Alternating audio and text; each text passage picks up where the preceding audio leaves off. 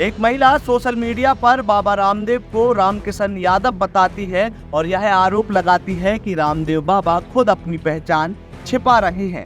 यही महिला देश की प्रतिष्ठित पत्रकार अंजना ओम कश्यप पर भी सवाल उठाती है। तो यही महिला देश के और सनातन धर्म के सम्मानीय पदों पर बैठे साधु संतों पर टिप्पणियां करती है। यह महिला कोई आम महिला नहीं बल्कि मध्य प्रदेश सरकार में पदस्थ एक IAS अफसर है, जिसे अब मंदिर में बजने वाले भजनों और लाउड स्पीकरों से दिक्कत हो रही है। नमस्कार, आप देखना शुरू कर चुके हैं आयुध। आज के वीडियो में हम बात करेंगे मध्य प्रदेश की इसी IAS महिला के बारे में, जिसने मंदिरों में बजने वाले भजनों और लाउड स्पीकरों पर सवाल उठाया।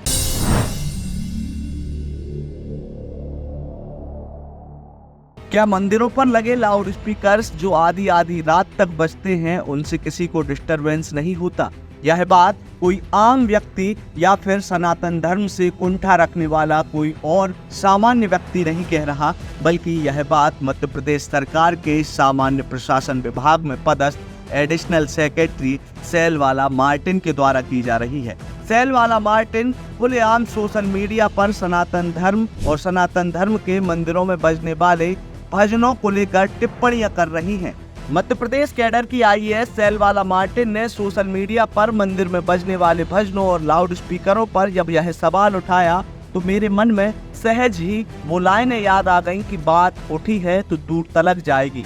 दूर तलक जाना इसलिए भी जरूरी है क्योंकि सेलवाला मार्टिन अकेले सनातन धर्म के मंदिरों को लेकर टिप्पणियां नहीं करती, बल्कि लगातार ही हिंदू तीज त्योहारों को लेकर भी सोशल मीडिया पर कुछ भी टिप्पणियां लिखती रहती हैं। यही नहीं, सेलवाला मार्टिन के द्वारा एक के बाद एक मध्य प्रदेश सरकार के कई विभागों के अपने ही अधीनस्थों की कार्रवाई पर भी सवाल उठाए जाते हैं, वो भी खुलेआम सोशल मीडिया हैंडल्स पर। लेकिन उससे पहले बात करेंगे कि आखिरकार सेलवाला मार्टिन ने सोशल मीडिया पर यह टिप्पणी कैसे और कब लिखी। दरअसल IAS सेलवाला मार्टिन ने सोशल मीडिया हैंडल X पर यह टिप्पणी एक पत्रकार को जवाब देते हुए लिखी थी। उक्त पत्रकार ने मस्जिदों में लगे लाउड स्पीकर पर सवाल उठाया था, जिसके बाद जवाब में IAS सेलवाला मार्टिन ने लिखा, और मंदिरों पर लगे लाउड स्पीकर जो कई गलियों में दूर तक स्पीकर के माध्यम से ध्वनि प्रदूषण फैलाते हैं, आधी रात तक बजते हैं, उनसे किसी को डिस्टरबेंस नहीं होता। जी हाँ, आपने ठीक सुना,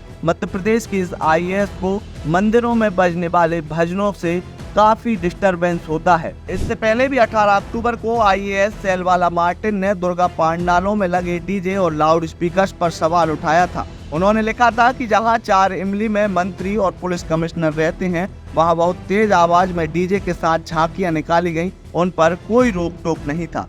ये कोई एक मामला नहीं है जिसमें कि IAS सेलवाला मार्टिन ने सनातन धर्म के मंदिरों और रीति नीति तीज त्योहारों पर सवाल उठाया हो। इससे पहले भी लगातार सेलवाला मार्टिन के द्वारा ऐसे ट्वीट किए जाते रहे हैं, जिसमें कि 1 जुलाई को सेलवाला मार्टिन के द्वारा स्वामी अवधेशानंद गिरी जी के द्वारा कही गई टिप्पणी पर सवाल उठाया था। उन्होंने लिखा था, ये तो सन्यासी हैं, इन्हें निर्लिप्त रहना चाहिए। सीधे तौर पर सनातन धर्म के प्रतिष्ठित संत के ऊपर टिप्पणी की गई थी। यही नहीं, देश के जाने माने संत बाबा रामदेव को लेकर भी सेलवाला मार्टिन कुछ इसी तरीके के ख्यालात रखती हैं। उन्होंने बाबा रामदेव पर एक टिप्पणी करते हुए लिखा कि बाबा जी को भी अपना नाम रामकिशन यादव ही बताना चाहिए। जो खुद का नाम छिपाए हैं वह दूसरों को उपदेश दे रहा है। क्या विचार है?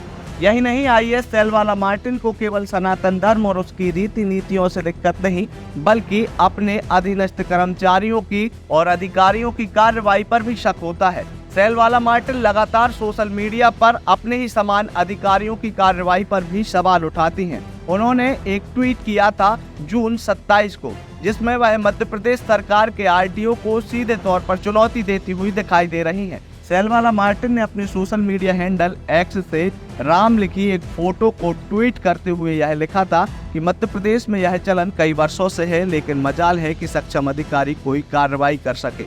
जिसके बाद यह सवाल उठता है कि सीधे तौर पर सेलवाला मार्टिन के द्वारा मध्य प्रदेश सरकार के RTO विभाग की कार्रवाई पर भी सवाल उठाया जा रहा है। यही नहीं, सेलवाला मार्टिन को तो मुकेश अंबानी के द्वारा अपने बेटे की शादी में किए गए खर्च से भी दिक्कत है, जिसको लेकर खुलेआम वह सोशल मीडिया पर बेबाक होकर लिखती रही हैं। लेकिन जब सोशल मीडिया हैंडल X पर कोई एक महिला IAS अधिकारी इतनी एक्टिव है, तो हमारे जहन में यह सवाल आया कि मध्य प्रदेश सरकार या भारत सरकार के ऐसे कोई नियम नहीं है कि जिसका पालन मैडम को करना चाहिए।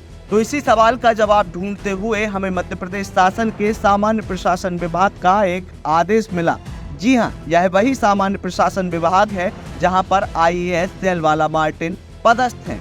यह आदेश जुलाई 2014 में सामान्य प्रशासन विभाग के द्वारा निकाला गया था, जिसके बिंदु क्रमांक 8.7 में यह स्पष्ट तौर पर लिखा हुआ है कि शासकीय कार्यों, अधिकारियों, सहकर्मियों से संबंधित अभिमत सोशल मीडिया प्लेटफॉर्म के व्यक्तिगत अकाउंट पर शेयर नहीं किया जाना चाहिए, जिससे कि निजता के अधिकार का उल्लंघन हो। इसके अलावा कई और अन्य प्रकार के नियमों के बारे में भी इस आदेश में स्पष्ट रूप से लिखा हुआ है। लेकिन सेलवाला मार्टिन के द्वारा इन सभी नियमों का खुलेआम उल्लंघन किया जा रहा है और लगातार ही मध्य प्रदेश सरकार के विभागों की कार्रवाइयों पर और सनातन धर्म पर लगातार टीका टिप्पणी की जा रही है। अब जब यह मामला सामने आया कि सेलवाला मार्टिन को मंदिरों में बजने वाले भजनों से दिक्कत है, तो उस पर भारतीय जनता पार्टी, जो कि मध्य प्रदेश की सत्तारूढ़ पार्टी है, उसने भी सवाल खड़े किए हैं। इस पूरे मामले को लेकर भारतीय जनता पार्टी के प्रवक्ता का भी एक बयान सामने आया है। आप खुद ही सुनिए क्या कहते हैं भारतीय जनता पार्टी के ये प्रवक्ता।